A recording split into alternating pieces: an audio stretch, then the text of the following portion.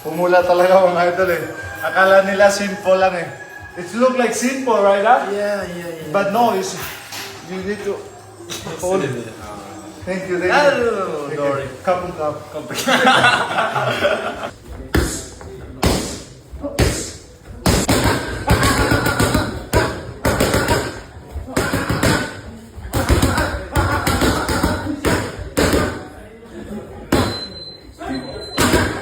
Yan mga idol, kaya pala kanina pag sumusuntok ako, mahapdi na yung kamay ko, tingnan nyo. Ayan, lumikit na yung balat oh. Dito na yung balat mga idol. Yan oh, grabe. Sakit pa naman ito. Pagaling na, tapos ano, suntukin ulit, yan na yung masakit eh.